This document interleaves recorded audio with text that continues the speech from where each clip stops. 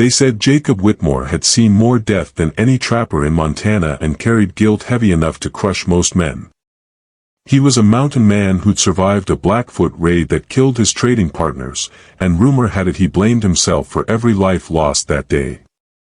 Every attempt to bring him back to civilization had failed. He wanted nothing to do with white settlements, with their rules and their racism and their certainty that they knew the only right way to live.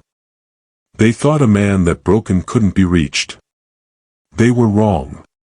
They didn't know that sometimes the only person who can heal a shattered soul is someone whose people have been shattered for generations and chose healing anyway.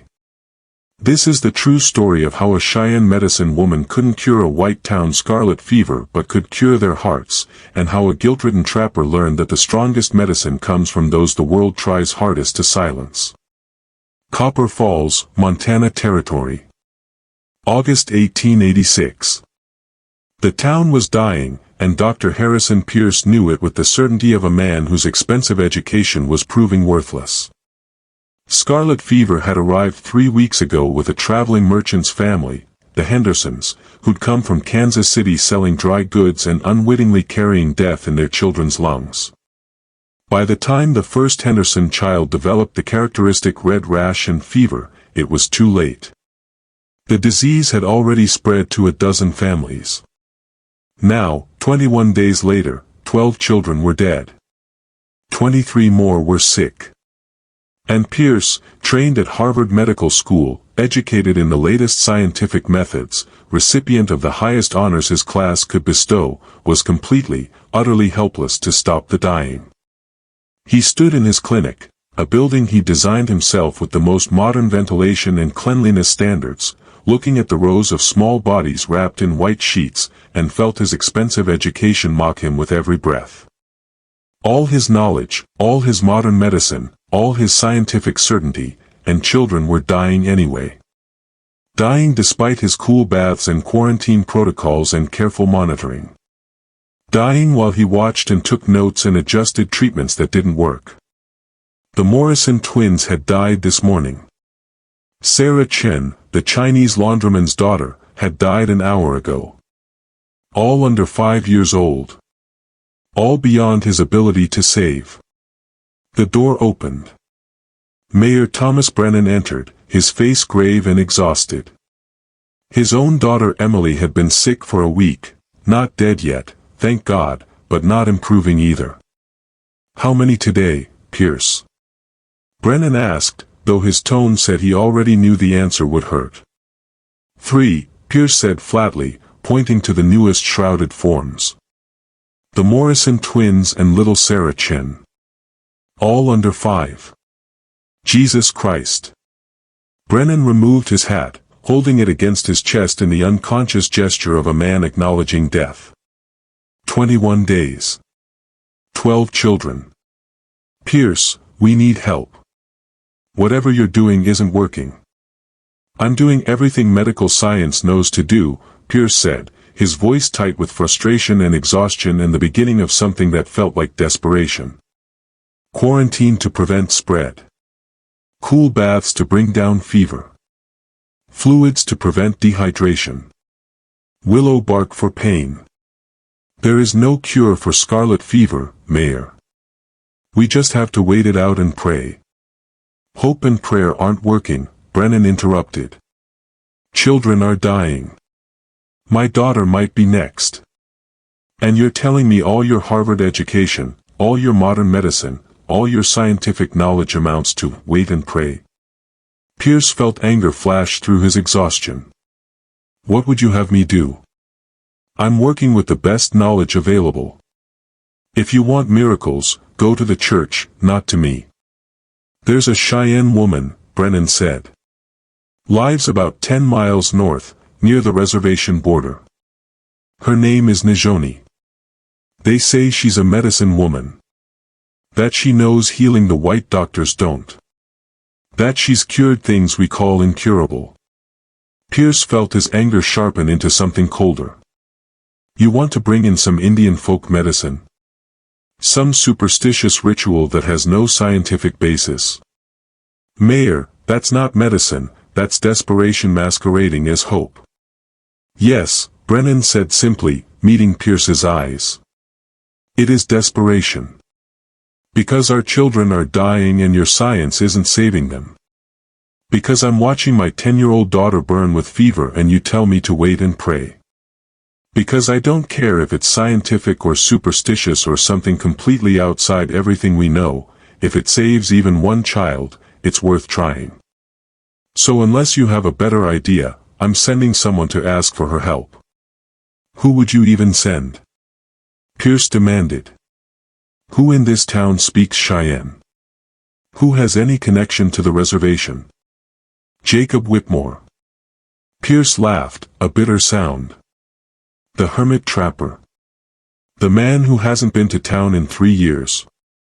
Who lives like a savage in the mountains, who abandoned civilization after his partners died. That's your plan. He speaks Cheyenne. Arapaho too. Sioux as well, I think. Lived with them for years after. Brennan trailed off. Everyone knew the story. 8 years ago, Jacob Whitmore had been part of a trading expedition into Blackfoot territory. His 3 companions had been killed in a dawn raid, retaliation for white trappers stealing furs and ignoring boundaries. Whitmore had been the only survivor, saved by a Blackfoot woman who'd hidden him. He'd come back changed, broken, carrying guilt that had driven him into the mountains to live alone. Some said he'd gone native. Some said he'd gone mad. Most people had forgotten he existed. Fine, Pierce said, his voice sharp with exhaustion and defeat. Send your hermit to fetch your medicine woman. Let her try her herbs and chants and whatever primitive superstition she practices. It won't work, but at least when more children die, you can't say we didn't try everything. And when her folk medicine fails just like my science has, maybe then you'll accept that some diseases just kill people no matter what we do. Or maybe, Brennan said quietly, we'll learn that there's more than one kind of knowledge in this world. Jacob Whitmore was splitting firewood when Mayor Brennan rode up to his cabin. He didn't stop working, just let the axe fall in steady rhythm, strike, split, stack, repeat, trying to find peace in the repetition and the physical exhaustion. He failed, as he always did. Peace had eluded him for 8 years, ever since the morning he'd watched his companions die and been powerless to stop it. Jacob, Brennan called out, dismounting but keeping his distance. Most people kept their distance from Whitmore these days. Need to talk to you. Not interested. Strike. Split. Stack. The wood smell, the muscle burn, the simple task, none of it quieted the guilt. Town sick. Scarlet fever. Children dying. We need help. You have a doctor. Harvard trained, I heard. Let him help. Strike. Split. Stack. He's tried everything he knows. It's not working. We need someone else. Someone who knows medicine your fancy doctor doesn't. Jacob finally stopped, leaning on the axe handle, looking at Brennan for the first time. He was 36 years old but looked older, weathered by sun and wind and solitude. His dark hair hung past his shoulders, tied back with rawhide in the Cheyenne style. His face was angular, hard, showing too many years of carrying too much weight. He'd gone native, the town whispered. Looked more Indian than white these days. He preferred it that way. Preferred anything that separated him from the people who'd caused so much harm. You want me to find someone, Jacob said. Not a question. He could see where this was going. Nizhoni. The medicine woman near the reservation. They say she can cure what white medicine can't. That she saved a whole Cheyenne camp from winter fever 2 years ago when everyone thought they'd die. That she knows plants and herbs and healing that our doctors dismiss as superstition. Jacob felt something tighten in his chest at the name. He knew Nizhoni. Knew her better than anyone in this racist town would approve of, better than he'd ever told another soul. "She won't come," he said flatly. "Not to a white town. Not to Copper Falls. Not after what this town has done to her people." "What has the town done?" Brennan asked, though his tone said he already knew. "You really want the list?"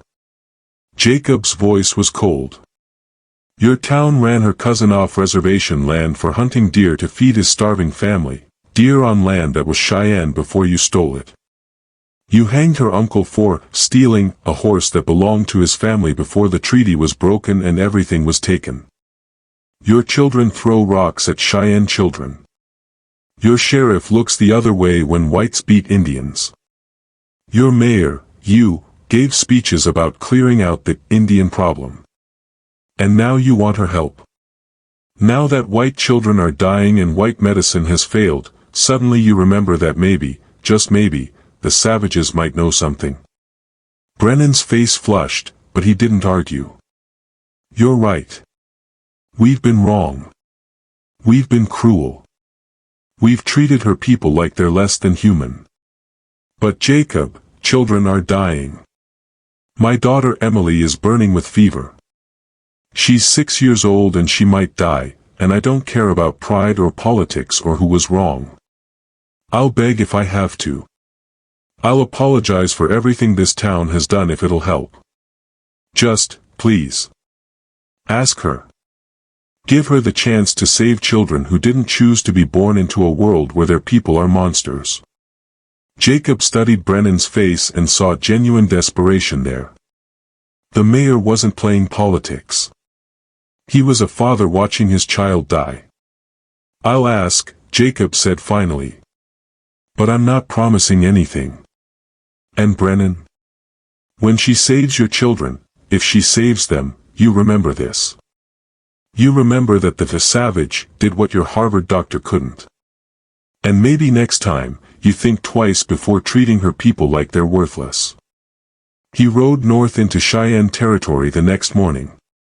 The reservation was a wound on the landscape, good hunting territory stolen through broken treaties and replaced with scrubland that could barely support the people forced onto it. Jacob felt the familiar guilt rise with every mile. Nizhoni's lodge was set apart from the main camp, near a creek that still ran clear and cold. She was outside grinding herbs when Jacob approached. She was 30 years old, with long black hair braided and wrapped with leather strips and beads marking her status as a healer. Her face showed strong Cheyenne features, high cheekbones, dark eyes that seemed to see everything. She wore traditional buckskin decorated with intricate quillwork, medicine pouches hanging from her belt, hands stained with plant dyes. She was the most beautiful woman Jacob had ever seen, and he'd spent 5 years trying not to fall deeper in love with her than he already was. "Vihuo," she said in Cheyenne, her voice warm but her eyes cautious. "Hello." "Nizhoni," Jacob replied, dismounting. "I need to ask something difficult." She gestured for him to sit by her fire, where medicine was brewing. They'd known each other for 5 years now, since the winter he'd nearly frozen to death and she'd saved him with herbs and skill. They'd become something more than friends in that time, something neither of them had named because Jacob was white and she was Cheyenne and the world would destroy anything between them. "The white town has sickness," Jacob said in Cheyenne. "Scarlet fever. Many children dying. Their Harvard-trained doctor cannot stop it." Nizhoni's hands stilled on the grinding stone. Her face showed no expression, but Jacob had learned to read her silences. This one was layered with anger, bitterness, and something else, the eternal conflict of a healer facing suffering. "And they send you to ask the savage for help?" Her voice was calm, controlled, but Jacob heard the steel underneath. "After everything? After Copper Falls ran my cousin off reservation land for hunting deer to feed his starving family? After they hanged my uncle for stealing a horse that was already his before your people's treaties were written and broken? After their children throw rocks at our children and call them animals? After their mayor speaks of us as vermin to be cleared away like rats? After all of that cruelty and hatred and genocide, now they want help from the medicine woman they'd normally spit on. Yes, Jacob said simply, meeting her eyes. After all of that. Why would I help them, Jacob? Why would I save the children of people who want my people dead? Who steal our land, break every promise, treat us as less than human, and then come begging when their own medicine fails? It was a fair question. More than fair. It was the question Jacob had been asking himself all night. Because you're a healer, he said finally. Because you heal people not because they deserve it, but because healing is sacred. Because those children didn't choose to be born to racist parents. Because you're better than they are, better than we are, and you know that letting children die to punish their parents makes you just as cruel as the people who've hurt your family. Nizhoni looked at him for a long moment, her dark eyes searching his face. You carry so much guilt, Jacob Whitmore. For things you didn't even do. For people you couldn't save 8 years ago. For atrocities your people committed before you were born. And now you bring me more guilt to carry. The guilt of children I could have saved but chose not to, because their people are my enemy. I'm not asking you to carry guilt, Jacob said. I'm asking you to be who you are. A medicine woman. Someone who heals because healing is sacred work, not because the sick deserve mercy. And I'm asking as someone who cares about you. Who knows you can save those children? Who knows you'll regret it forever if you don't at least try? Nizhoni was quiet for so long that Jacob thought she would refuse. Then she stood, began gathering supplies, dried herbs, medicine pouches, tools Jacob didn't recognize. I will come, she said finally, still in Cheyenne. But not for the town. Not for their mayor who speaks of extermination, or their doctor who thinks my people's knowledge is superstition. Not even for you, though you're the only white man I know who treats us as human. I will come for the children who did not choose this world, who did not ask to be born into a culture that steals and kills. I will come because a child burning with fever is just a child, regardless of what poison their parents carry in their hearts. She paused, looking at Jacob with an expression he couldn't quite read. And I will come, she added quietly, to show them that the savage they despise knows healing their Harvard doctor cannot imagine. That the medicine woman they'd normally ignore is their only hope. Sometimes people need to have their certainty shattered before they can see truth. They rode into Copper Falls at dusk, and Jacob felt the town's reaction like a physical blow. Shock rippled through the street, people stopping mid-step, conversations dying, hands moving to weapons that weren't there. A Cheyenne woman riding boldly into their settlement, wearing traditional dress, looking like everything they'd been taught to hate and fear. Jacob saw the emotions flicker across faces, disgust, fear, anger, desperation. The only thing stopping them from driving her out was the fact that their children were dying and nothing else had worked. Dr. Pierce met them at the clinic, his face showing clear displeasure mixed with exhaustion. This is the medicine woman, he said to Jacob, not even addressing Nizhoni directly, as if she couldn't understand English or wasn't worth speaking to. Her name is Nizhoni, Jacob said in English, his voice cold. And yes, she's a healer. One of the best. Pierce looked Nizhoni up and down with obvious skepticism, his Harvard training and cultural prejudice blinding him to the intelligence in her eyes, the confidence in her posture. Does she speak English? Yes, Nizhoni said coldly, her English perfect and unaccented, the result of mission school education before she'd returned to her people's ways. She speaks English. She also speaks Cheyenne, Arapaho, Lakota, French, and some Spanish. How many languages do you speak, Dr. Pierce? Pierce's face flushed red. I meant no offense. Yes you did, Nizhoni interrupted, her voice like ice. You meant exactly that offense. You look at me and see a savage.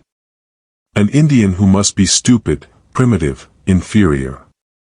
I see it in your face, in your body language, in the way you speak about me instead of to me. I've seen it in white faces my entire life. It's not surprising anymore. Just tiresome. I see a woman who practices folk medicine and superstition, Pierce said stiffly, trying to maintain his dignity. Not science. Not proper medical training. Then watch, Nizhoni said, pushing past him into the clinic. Watch as my superstition does what your science cannot. Watch as folk medicine saves the children your Harvard education let die. And then maybe, though I doubt it, you'll learn that wisdom doesn't come only from white men in expensive schools. She walked into the clinic, and what she saw made her heart clench. 23 children in beds, faces flushed with fever, covered in red rash. Some thrashing with delirium. Some lying too still. And in the corner, 12 small bodies wrapped in white sheets. Nizhoni felt rage and grief war inside her, rage at the injustice, grief for all the young lives lost. But she was a healer.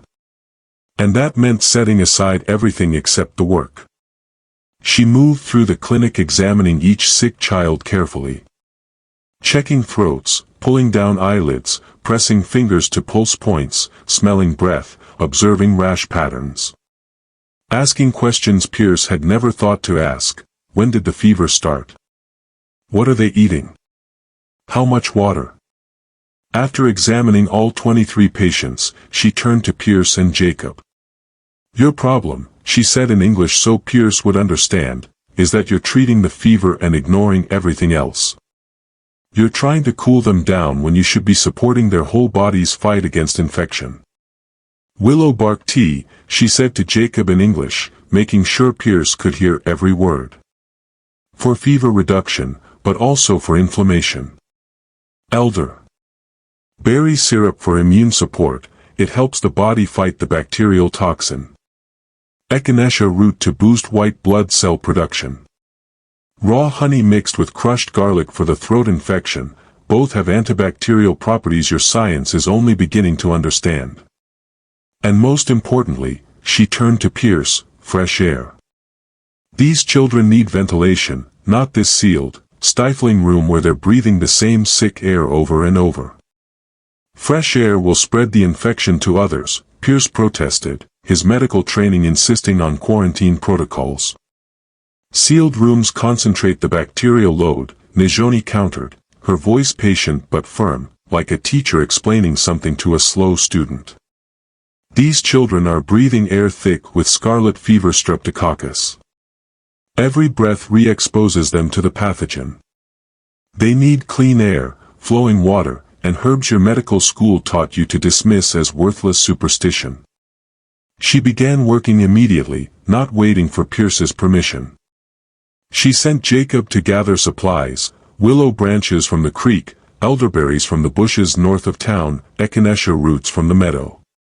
She brewed medicines in the clinic's back room, filling the air with pungent smells that made Pierce's nose wrinkle in distaste.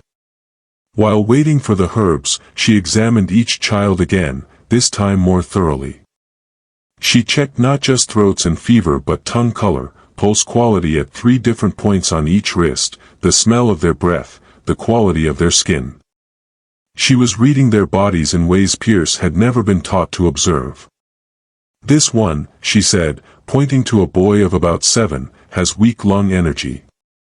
The fever is secondary, his body can't push the infection out through breathing. He needs steam inhalation with mint and eucalyptus, plus chest massage to help move the congestion. She moved to a girl of 5. This one has strong fever but good pulse. Her body is fighting hard. Support the fight, willow bark to reduce fever enough that she can rest, but not so much that we suppress her body's natural defense.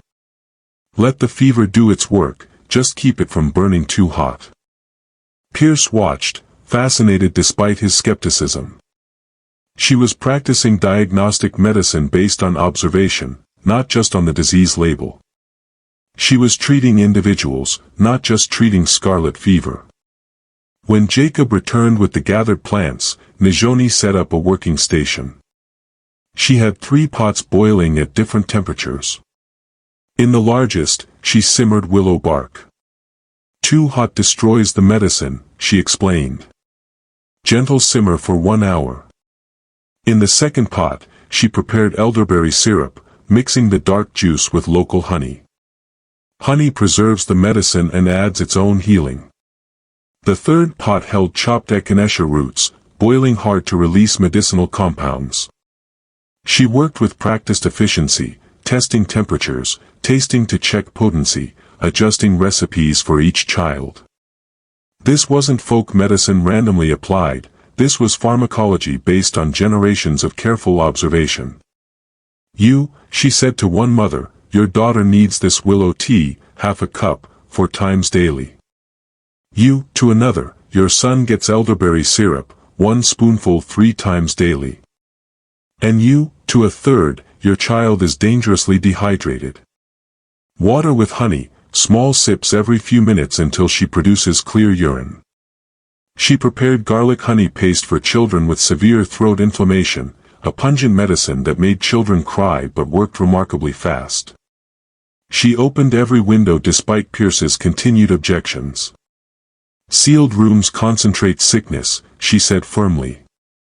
These children need fresh air flowing through. She worked through that first night without stopping, moving from child to child, adjusting treatments, checking responses, teaching mothers how to help. Jacob assisted, fetching, carrying, holding children still when treatments needed to be administered to resisting patients. And Pierce watched. He watched Nizhoni check a child's tongue and diagnose dehydration before the child showed other symptoms. He watched her feel a pulse and determine that infection was spreading despite the fever seeming to break. He watched her smell a child's breath and know that secondary lung infection was developing. She was reading bodies like he'd been taught to read thermometers and diagnostic charts. And she was right more often than his instruments were.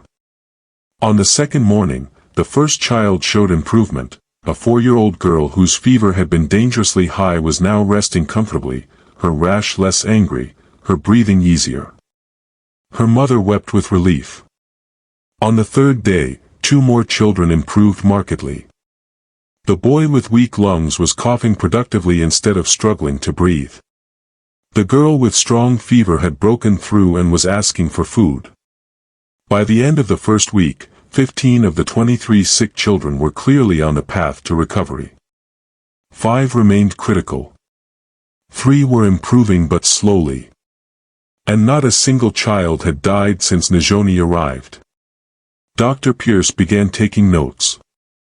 Careful, detailed notes about everything Nizhoni did, not to steal credit but to learn, to understand, to document medicine that his expensive education had completely ignored. How do you know which child needs which treatment? He asked one evening as they prepared the next day's medicines. How do you read the differences? Practice, Nizhoni said. Observation. My grandmother had me watch sick people for years before she let me treat anyone. She'd ask, what do you see? What does the tongue tell you? What does the pulse say? What does the body show? And I'd describe everything, color, texture, temperature, smell, sound. She'd correct me when I missed things. After years, you see patterns. This combination of signs means this problem. That combination means that problem. It's diagnostic medicine, Pierce said, realization dawning. You've systematized observation into diagnosis. You've built a medical framework based entirely on careful observation over generations. It's empirical science without the formal scientific method, but it's science nonetheless. We just call it healing, Nizhoni said. But yes. We observe. We remember. We teach. We refine. Each generation of medicine women improves on what came before. Your people don't own wisdom, Dr. Pierce. You just wrote it down in books and called it yours. The confrontation came on the 8th day, in the middle of the afternoon when Nizhoni was treating Mayor Brennan's daughter Emily, who was finally, blessedly recovering. 3 men walked into the clinic: Marcus Webb, wealthy rancher whose wealth came from land stolen through broken treaties; Samuel Porter, owner of the general store who routinely cheated Cheyenne customers; and Clayton Ross, self-appointed guardian of white racial purity who'd been heard saying that Indians should be cleared out completely. "Get out," Webb said to Nizhoni without preamble, his voice loud enough to make Emily startle in her bed. "We don't want your kind here." Nizhoni looked up from adjusting Emily's pillow, her face showing no emotion. She'd expected this. White people who owed their lives to someone they considered inferior rarely responded with grace. "Your kind is dying. My kind is saving them. I'm not finished with my work." "You're a squaw," Ross spat the word like it tasted foul. "A savage. You have no business treating white children with your Indian witchcraft. It's unnatural. It's wrong. You should be back on the reservation where you belong." "My witchcraft," Nizhoni said, her voice dangerously calm, "has saved 15 children in 8 days. How many has your Christianity saved? How many has your racial purity saved?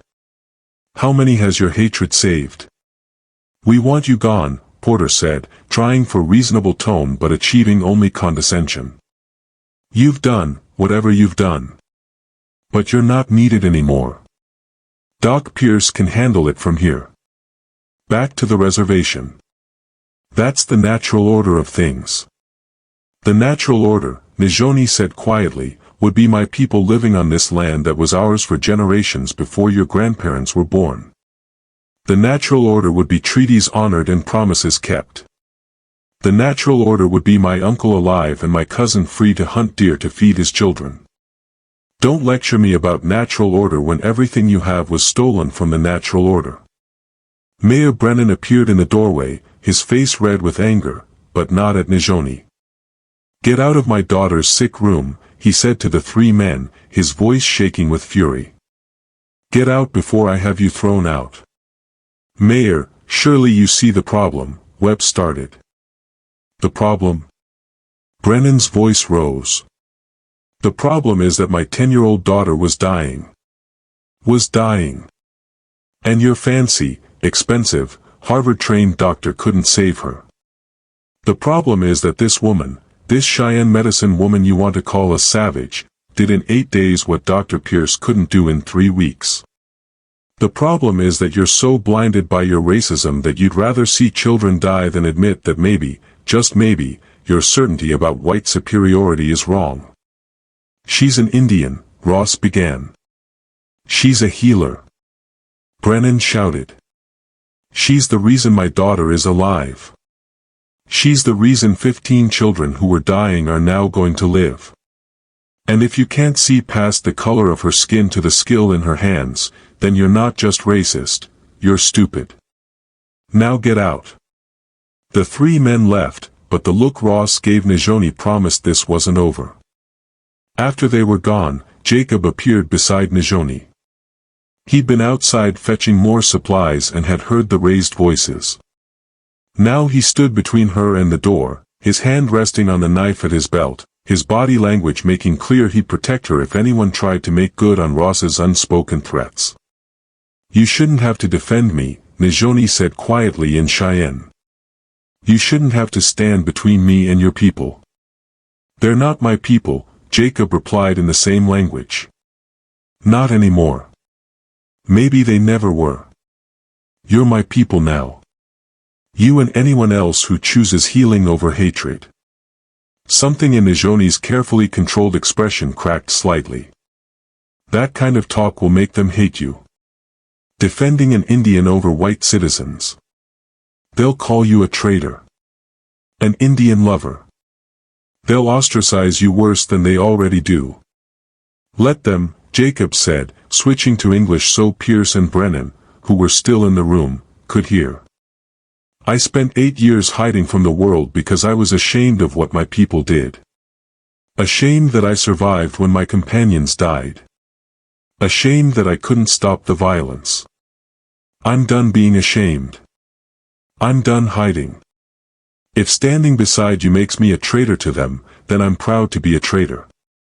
Nizhoni looked at him for a long moment, something shifting in her dark eyes. Then she turned back to Emily, adjusting the girl's blankets, checking her temperature, preparing more elderberry syrup. But her hand, when it brushed Jacob's as he handed her supplies, lingered just a moment longer than necessary. Over the next 2 weeks, Nizhoni continued her work. She saved 6 more children who'd been on the brink of death. She taught Dr. Pierce about herbal medicines, not as superstition but as botany, pharmacology, chemistry that his expensive education had dismissed. She showed him that willow bark contained salicylic acid, though she called it by Cheyenne name, that honey had genuine antibacterial properties, that elderberry genuinely boosted immune response. Pierce, to his credit, learned. He took notes. He asked questions. He admitted ignorance and requested teaching. He was still arrogant, still certain of Western medicine's superiority in most areas, but he was learning humility about the gaps in his knowledge. "Why are you teaching me?" he asked one night as they prepared medicine side by side. "After everything. After how I treated you. After what this town has done to your people. Why share your knowledge?" Nizhoni was quiet for a moment, grinding willow bark with steady rhythm. "Because children will keep getting sick. And I won't always be here to treat them. Because knowledge hoarded is knowledge lost. Because my grandmother taught me these medicines, and her grandmother taught her, going back generations. That knowledge shouldn't die with me out of spite." She paused. "And because maybe if you learn that Indian medicine works, maybe if you see that wisdom exists outside your Harvard classrooms, maybe you'll treat the next Cheyenne person you meet as human instead of as inferior. Maybe you'll be less likely to stand by while they're cheated and beaten and driven off land. Maybe one mind changed is worth the teaching." By the time the epidemic ended, 28 days after it began, with 21 of 23 sick children surviving and no new cases for a week, Copper Falls had changed. Not completely. Not perfectly. But measurably. Dr. Pierce formally apologized to Nizhoni in front of the whole town, acknowledging that her medicine had saved children his couldn't. Mayor Brennan gave a speech about how the town owed the Cheyenne people a debt of gratitude. Some families whose children had been saved came to Nizhoni with offerings of food, tools, even money. It wasn't reparations for genocide. It wasn't justice for broken treaties. But it was something. It was a crack in certainty. It was doubt about superiority. It was the beginning of seeing the Cheyenne as people rather than problems. And through it all, Jacob and Nizhoni worked side by side, their connection deepening with every shared night of healing work, every moment of quiet conversation, every time Jacob defended her against racism and every time Nizhoni chose to teach rather than condemn. One night, after the last patient had been released and the clinic finally closed, they sat together outside the building watching the sun set over mountains that had seen empires rise and fall. "Your people will never fully accept us together," Nizhoni said quietly.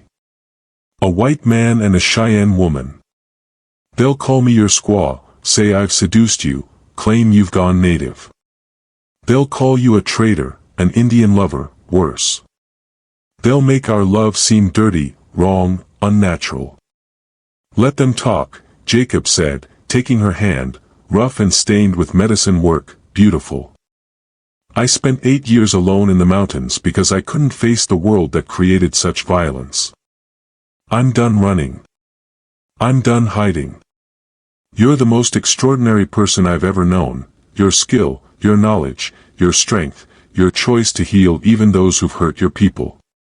I love you. And I don't care who knows it or what they say about it. It will be hard," Nizhoni warned. "Your world and mine, they're not meant to mix. There will be hatred from both sides. Cheyenne who see me as traitor for loving a white man. Whites who see you as fallen for loving a squaw. We'll exist in the space between worlds, belonging fully to neither. Then we build our own world, Jacob said firmly. One where healing matters more than race. Where wisdom is recognized regardless of who teaches it.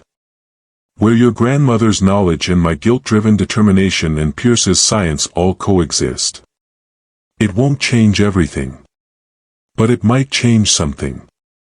And Nizhoni, I'd rather exist in that between space with you than exist comfortably in a world built on lies. Nizhoni was quiet for a long moment, then smiled, a rare, genuine smile that transformed her serious face. The between space. I like that. Two peoples, two medicines, two worlds finding common ground in healing. She squeezed his hand. Yes. Let's build that. Let's show them that wisdom exists in every culture, that healing speaks every language, that love sees past skin color to the spirit underneath. They married in both traditions, a Cheyenne ceremony with her people as witnesses, and a simple civil ceremony in Copper Falls with Pierce, Brennan, and the families they'd saved watching. Not everyone came. Ross and Webb and Porter refused. Half the town stayed away in protest. But half the town came. And that, Nizhoni said, was more than she'd expected. 5 years later, the healing practice that Nizhoni and Jacob built on the border between Copper Falls and the reservation had become something neither White nor Cheyenne alone could have created. It was something new, born from the between space they'd chosen to inhabit.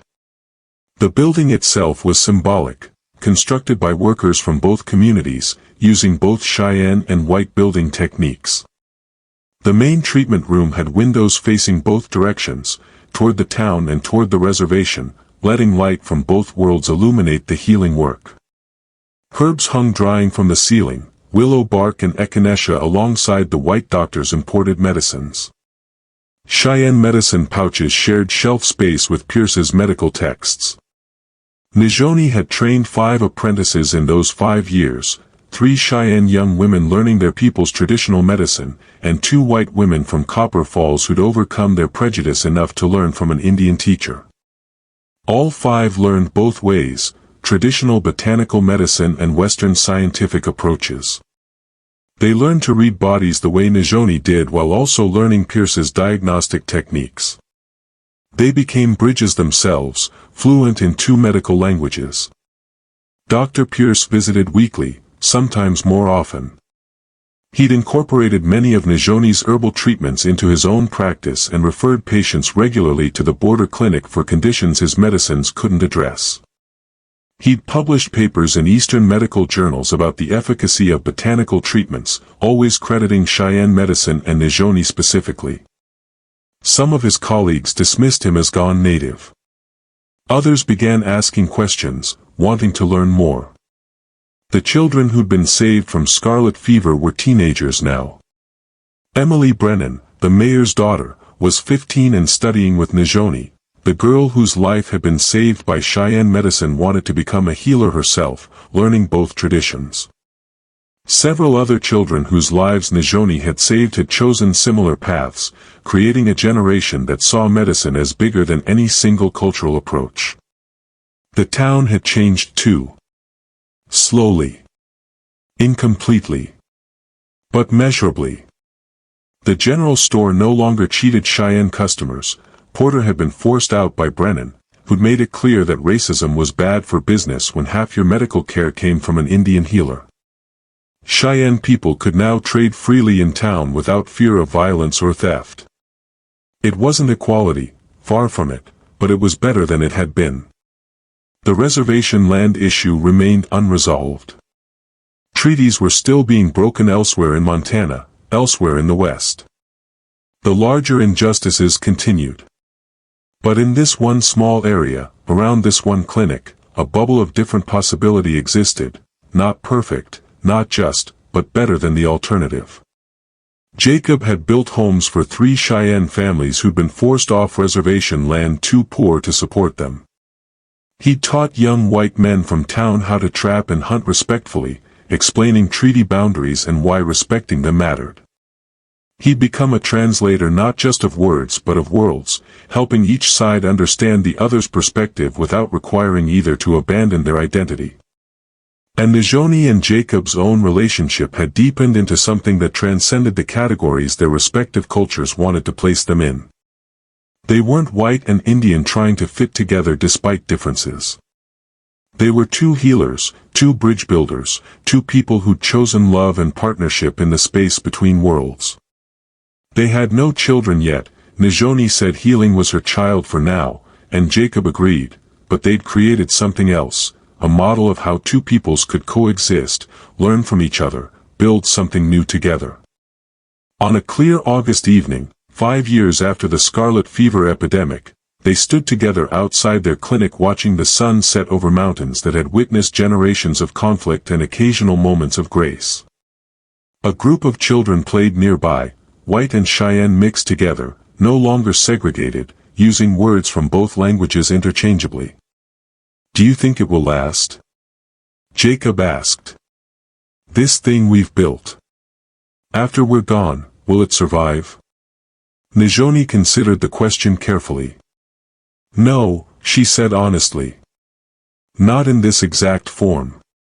The larger forces, the government, the treaties, the endless hunger for land, those will keep pushing. More violence will come. More injustice. What we've built here is a small space of different possibility, not a permanent solution." "Then was it worth it?" Jacob asked.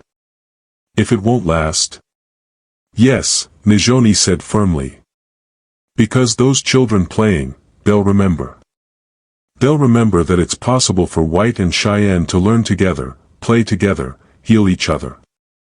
When they grow up and face the violence and hatred, they'll know it doesn't have to be that way. They'll have a memory of something better to aim for." She paused, watching a white girl and a Cheyenne boy arguing good-naturedly about some game rule, then laughing and continuing to play. "And because we showed Dr. Pierce that Indian medicine works, he's teaching other white doctors. Because those 5 apprentices will teach others. Because Mayor Brennan changed town policy. Small changes, spreading outward like ripples. Not enough to stop the tide of injustice. But enough to prove that another way is possible. That's worth something. Even if it fails eventually." "Everything fails eventually," Nizhoni said. "The question isn't whether it lasts forever. The question is whether it mattered while it existed. Whether it changed people. Whether it planted seeds that might grow in unexpected places, in unexpected times." She looked at him. "You carry less guilt now than when we met. That's real. Pierce sees Indian people as human now. That's real. Those children play together. That's real. Maybe that's enough, not perfect, not permanent, but real and good while it lasts." Jacob pulled her close. "I used to think survival was enough. Just making it through each day, carrying my guilt, existing in my hermit cabin. You taught me that life is about more than just surviving. It's about building, connecting, choosing to be part of something larger even when that something is imperfect and temporary." "And you taught me," Nizhoni replied, "that white people aren't a monolith. That some of you can see past your culture's certainty to truth. That some of you will stand beside us even when it costs you. That's worth knowing. Worth remembering." They stood together as darkness fell, watching stars emerge, the same stars that had watched over these mountains long before white people arrived and would watch long after all their conflicts faded into history. Two people from different worlds, building a bridge in the between space, knowing it wouldn't last forever but believing it mattered anyway. Inside the clinic, a lamp was lit. One of the apprentices, Sarah, a white girl from town whose younger brother Nizhoni had saved from scarlet fever, was preparing medicines for tomorrow's patients, singing a Cheyenne healing song Nizhoni had taught her. Her voice carried on the evening air, mixing languages, mixing traditions, proving that healing could speak in more than one voice. The racism didn't disappear. The history didn't heal overnight. Treaties were still broken. Violence still happened. The larger forces of genocide and land theft and cultural destruction continued their terrible work across the West. But in one small corner of Montana, a medicine woman and a guilt-ridden trapper built a space where healing transcended hatred, where wisdom was recognized in every form, where two peoples who should have been enemies learned to see each other's humanity. They built it knowing it was temporary, knowing it was imperfect, knowing it wasn't nearly enough. But they built it anyway. Because sometimes the greatest act of resistance is to build something beautiful in the between space, knowing it won't last forever, believing it matters anyway. And children, White and Cheyenne both, grew up seeing that medicine came in many languages, from many hands, through many traditions. They grew up knowing that the greatest healing happens not just in bodies but in hearts willing to learn from those they've been taught to dismiss. They grew up with a memory of something better, something possible, something worth fighting for. That memory would outlast the clinic, outlast Jacob and Nizhoni, outlast the specific moment of grace. That memory was the real medicine, the knowledge that another way was possible, that healing could cross boundaries, that love could exist in the between space despite everything trying to destroy it. And sometimes, in dark times, that memory would be enough to keep people trying. If this story of cultural bridges, of medicine that transcends prejudice, of love that defies racism, moved you, please hit that like button. Share this with someone who needs to remember that wisdom exists in every culture, that healing comes in many languages, and that the greatest medicine is seeing the humanity in those we're taught to hate. Subscribe to Western Souls for more tales that honor all the voices of the frontier. And tell me in the comments, have you witnessed prejudice overcome by competence? What happened? Where frontier justice meets the human heart.